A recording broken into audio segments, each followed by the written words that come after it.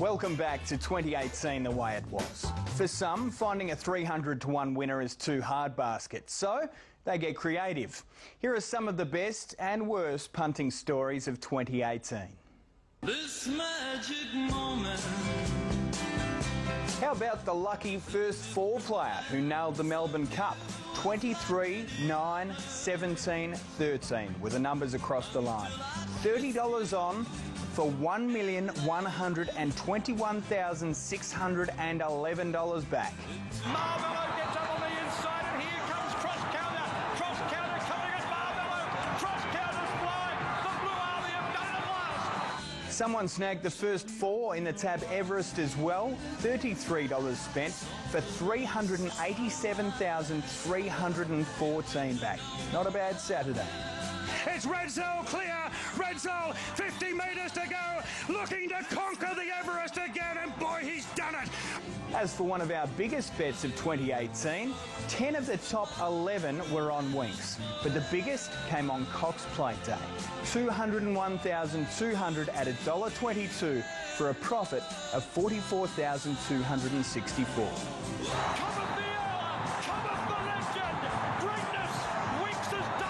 If you want a random one, someone had $80,000 on Copite at Taree in early January. She was $2.50 this day, so a lazy $200,000 jumps in, but it was a nervous watch. Copite and Fuel go together. Copite, Fuel, Copite just in front, Fuel the inside, but Copite. For the purpose of balance, we'll also give you two of the biggest losing bets in 2018, starting off with $142,500 lumped on Peloponnese in a maiden race at Warren back in March. She was $1.65 and ran 8th, beaten 7.5 lengths. Peloponnese is under the whip now, trying to come after Consultant. There's a break back then to Blue Channel, followed then by Firebird Ballet. Vaguely related, but it's Jessie Prevails who's clear now. Jessie Prevails had a good break here. Peloponnese not doing anything. Vaguely related down the outside is Bansuri, but Jessie Prevails going strongly. Vaguely related comes after it. Jessie Prevails in front. Jessie Prevails gets home. But the biggest losing bet of the year was the $171,750 lobbed on Dixie Blossoms back in April. That's her in the pink and white, running 6th. Elise going after Prompt Response, and Elise the filly goes on to win it. Elise beats Prompt Response. For some punters, it's not about the form, it's the trainer, the jockey, the colours, or even the name. Each year, amazing horse names emerge on the scene. Some are weird, some are pure genius, and others require very little thought at all. It's not the most attractive name in the world. Say my name, say my name. Choosing a horse name isn't easy, but surely this guy deserved better than Stinker. Stinker, right up along the inside's got to be too good for Dicker's Girl. That has nothing on this one, though. See the youngster struggling out the back? What chance did he ever have? Quick and tailed off last of all is Too Fat and Too Slow. There was a touch more thought to go into this one. Trainee Gary Nixon has a smart missile colt out of a mare called Negotiate, and it was fittingly named after two controversial political figures with their finger on the button, Donald Trump and Kim Jong-un. Don and Kim is holding Rome, and Don and Kim beat Rome. In April, we had a remarkable event whereby twin thoroughbreds, Mr. Ping and Mr. Pong, actually raced each other. And at Wincanton, we had two horses with seemingly the same name go around in the opener back in October. Well, just in case anybody thought they were hearing double throughout that race, we did in fact have two packet-ins, packet-in PACK and packet-in PAC, so there was in fact two packet-ins in that race. Pack it up, pack it in, let me begin. Pack in the wind, battle me, that's a sin. Our favourite, though, was this maiden race at Ballarat. Two Aussie bogans were set to fight it out, Spudfest and Flogger. One Blink the leader, Flogger on the outside going after Red and running on Superior Rose. Then came Exclaim, but Flogger taken to the front by Callow. It's not the most attractive name in the world, but from last to first, it's a big win. Went home and won. Canusti from nowhere got up to run second from One Blink and Superior Rose. It's funny how quickly horses become household names, and these certainly made their mark straight away. It's time to check out 2018's stunning debuts. As we run an eye over the greatest debuts of 2018, there's certainly no shortage of famous progeny. For example, Tuesday Joy delivered us Girl Tuesday, and she looks pretty handy. Now Girl Tuesday's coming with Holy Rain. She's cutting loose. Girl Tuesday sprinted up to them, took the lead from Herzegovina. The promise through on the inside, but this is a slashing debut. Girl Tuesday, big win for Hutchings. Diva Nation's mum went okay too. 3 Melbourne Cups on the trot. But it's Diva Nation winning impressively on debut. There are sad stories. Smart Melody could have been anything, but died due to a bad case of colic. Look at her go, Smart Melody. She opens up the shoulders, pins the ears back, and she could be very smart. She's caned them. She wins by 6. And there are unfinished stories like that of Arcadia Queen. It's hard to believe we'd never seen the likes of the Autumn Sun, Graf and Miss Fabulous prior to this year, but it's not all about the big names. Classy Lassie, for example, what a debut this was. But Classy Lassie might be seeing something pretty special here. Classy Lassie won by 7 lengths, maybe even 8. And it's not all about winning. Take Bezava Deal Mac, for example. David McCabe's gelding debuted at 9 years of age at Donald. Some are a slow burn, others stamp their authority early. But look at this go, Zeus Silas about 7 lengths in front, and Zeus Silas going to live right up towards barrier trial, comes down to the line to win by 5 lengths to Beach Baby. Impressive, no doubt, but we can only have one debut of the year, and it goes to Brooklyn Hustle. If you missed the start by 2 over 1,000 at the Valley, you're usually no hope. To do this on debut was astonishing. Look at Brooklyn Hustle from near last, storms through. That's a massive win. Brooklyn Hustle eased down 2 lengths. Yes, yes, yes, oh so rewarding. Some great names have entered the fold this year, and sadly one has left the racing game behind. Who Shot the Barman finally called last drinks. It's Zakata in front from Who Shot the Barman. Zakata, Who Shot the Barman, all very late. They're wide apart. They hit the line. It's a photo in the Sydney Cup. Who Shot the Barman? Photo third, Aubrey and Sir Charles Road. The time is 3:20.04. Who Shot the Barman? I reckon the barman's got it. Amazing old horse. He always peaks up for these big 2-mile races.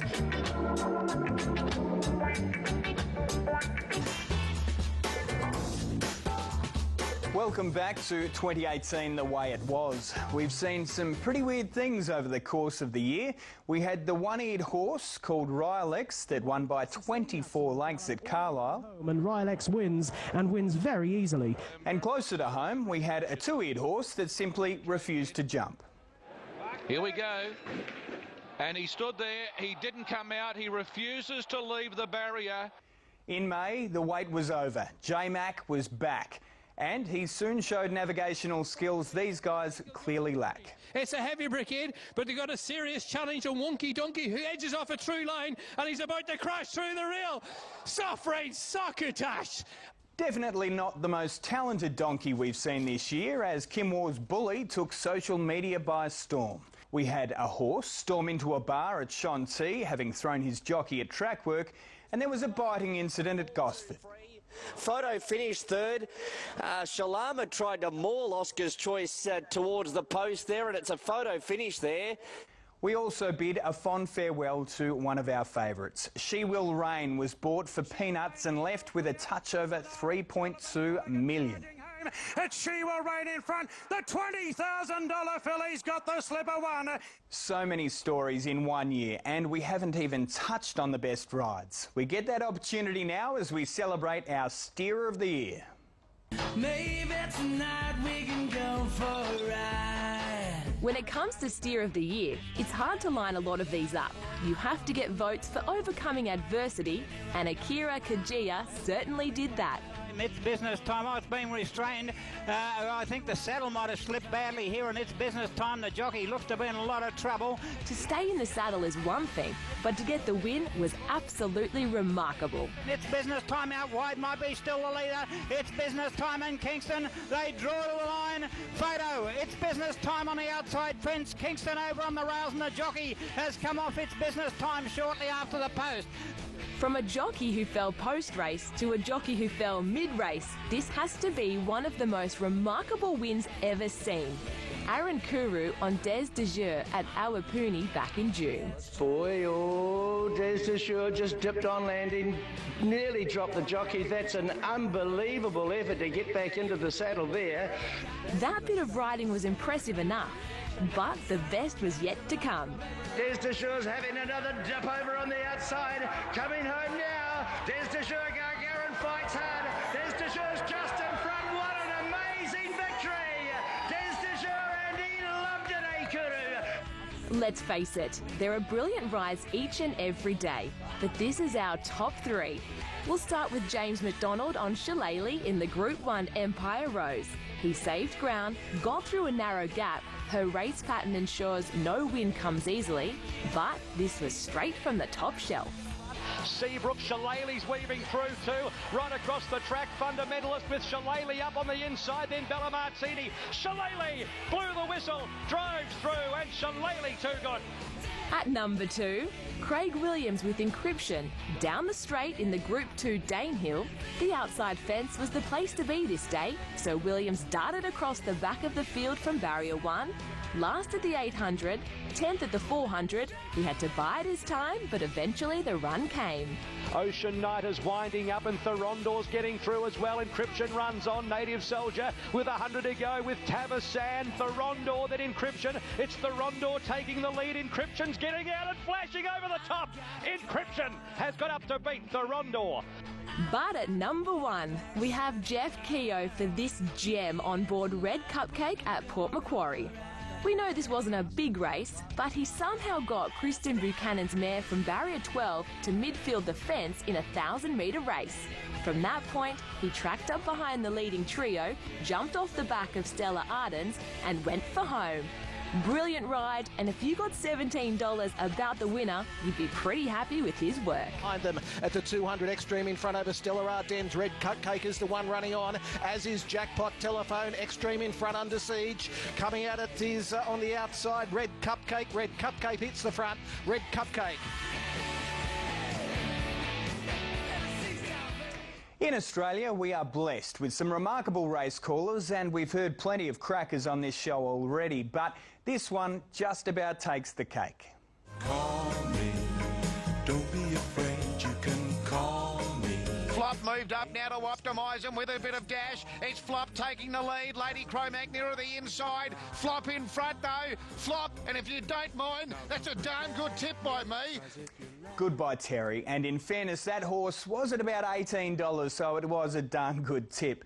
Pre-race interviews have also provided us with plenty of fodder, and as we head to a break, let's relive our favourite, Marwan Kukash, the colourful owner of Melbourne Cup aspirant Magic Circle. Everybody's talking at me. I will, and no one here is going to stop me, even with the threat of ban for life. I'm going to strip down to my G-strings, keep my tie and my shoes, and I'll get up and receive the trophy. Well, the sun keeps shining. Welcome back. It's good to know in this day and age it's still possible to get one up on the tab and pull off a major plunge. Today we celebrate one of the best in 2018. Backed off the mat. Waiheke Island at Coffs Harbour in late November. This thing was triple figures when markets first opened up. His form going in, second last at Grafton, last at Taree, last at Taree, last at Kempsey. Then he comes out and wins ease down. Remarkable scenes. And Waiheke Islanders sailing home right down the outside. Waiheke Island might have them covered here. Sensationally backed on the fixed price boards. The tap movers home. 126s into 6s and Waiheke Island. Over the course of the year, we saw some wins that made us think, what the hell did we just see? And here is just a small selection. What an amazing victory! If dominant wins tickle your fancy, boy do we have some good ones for you. This girl, for example, how good could she be? Arcadia Queenie had a peep over the right shoulder, and she's going to blow them away. Wins don't get much more dominant than this one, though. It turns out the Autumn Sun is a horse for all seasons. The Autumn Sun, 3 or 4 lengths in front. A serious racehorse. The Autumn Sun blazes in spring, bolts in 6 lengths. If you're into barnstorming finishes, few steam home like Santa Ana Lane. This win in the Group 1 Goodwood was absolutely outrageous. Here's Santa Ana Lane! Santa Ana Lane through on the inside! Santa Ana Lane wins the Darley Goodwood. And Buckle Up Baby came from oblivion too. She was 6 lengths off the second last horse as they turned for home. How she got up, I'll never know. Buckle Up Baby's running home. Lucky Mission in strife. 100 to go. Buckle Up Baby letting down quickly. Going after Aim to Win. Aim to Win and Buckle Up Baby. They hit the line. Photo finish. From an overseas perspective, how good was it to see Merchant Navy salute in the Group 1 Diamond Jubilee at Royal Ascot? Bound for Nowhere is hanging into Merchant Navy, but Merchant Navy beginning to get up. City Light with a late run for France. Merchant Navy on the near side of City Light. They race up towards the line. Merchant Navy, City Light on the far side, mate, just have got it. He didn't, and it was a narrow victory to Australia over the French. Tom Melbourne finally got a win on the board this year. Unfortunately, it was in a trial. Vidora atoned for an unlucky second in the 2017 Moir with a barnstorming win in this year's edition. And Happy Clapper won trainer Pat Webster his Doncaster, a bridesmaid no longer.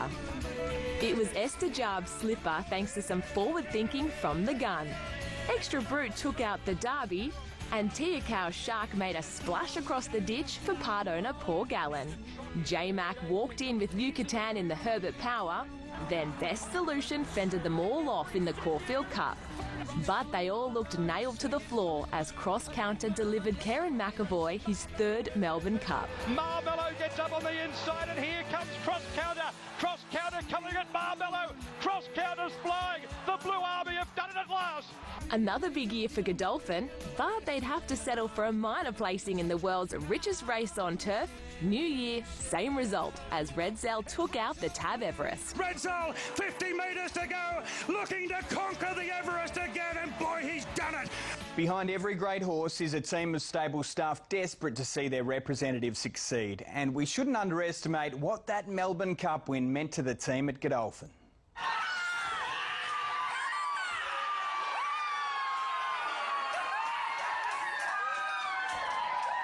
Sometimes you don't even need to be part of the stable staff to lose your mind over a horse. Just ask Bruce. Come on. She's home. Come on. She's home. Look at her go. Have a look at this. It's the best thing you've ever seen. He's certainly not alone in his love of the great mare. Winx was the horse of 2018. She might even be the horse of our lifetime. 7 Group 1s in 2018, including a record-breaking 4th Cox Plate. We can only imagine what 2019 has in store. Thanks for watching. Long live the Queen!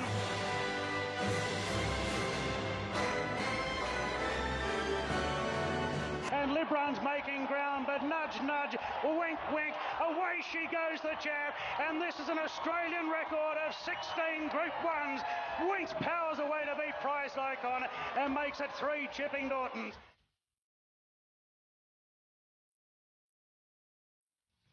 But Winx moves up now at the 150, heads off a game Happy Clapper. Kamantari gets going late, but Winx is edging clear for a world record of 17 Group 1s, and Winx wins it by 3/4.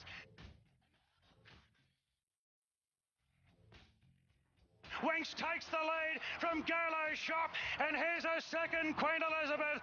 This is a Silver Jubilee moment on the throne for 25 consecutive wins to equal the record of the Great Black Caviar. Wins it easily. 200 metres to run, but here she comes.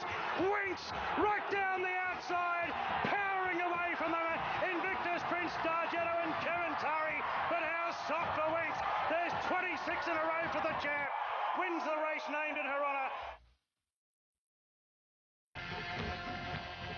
But Winx is going to cut him down. Winks moves up on the outside, takes the lead, kicks away. Here's 3 in a row. It's her birthday, and what a way to celebrate. Long live the Queen. She's going to have